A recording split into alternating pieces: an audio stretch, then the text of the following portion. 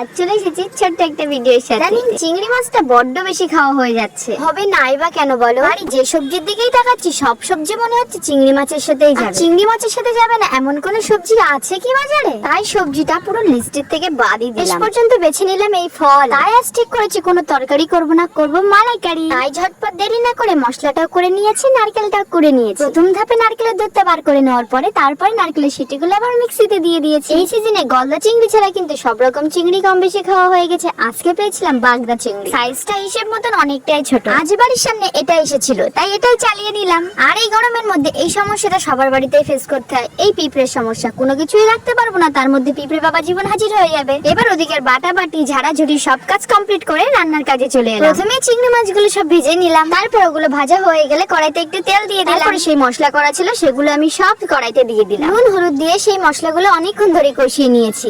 ভালোভাবে মশলাটা কষিয়ে নেওয়ার পরে নারকেলের দুধগুলো সব ঢেলে দিলাম। ঝোলটা একটু ফুটে এলে চিংড়ি মাছগুলো সব ঢেলে দিলাম। আর এট লাস্ট স্বাদ মেনটেন করার জন্য একটু চিনি দিতে হবে, যেটা আমার একদমই অভ্যাস ছিল না। এই বাড়িতে এসে মিষ্টি খাওয়া অভ্যাসটা ভীষণ ভাবে হয়েছে আমার। এবার দেখে কি মনে হচ্ছে রান্না প্রায় শেষের পথে, তাই না বলো? কারণ আমি টেস্ট করছি, যে টেস্ট করার পরে রান্নার রিঅ্যাকশনটা কেমন বলো? ঠিক আছে, ওকে। নিজের রান্নাকে সবসময় খুব ভালো বলবো না, তবে চলে যাবে। এদিকে দেখো নামাতে গিয়ে ছাকা খেয়ে মরছে। তরকারির সময় আমি হাতের কাছে কিছুই পাইনি। তরকারিটা কমপ্লিট হয়ে গেছে, এবার নামিয়ে দিচ্ছি। তো আজকের মতন টাটা বাই বাই, দেখা হবে অন্য কোনো ভিডিও।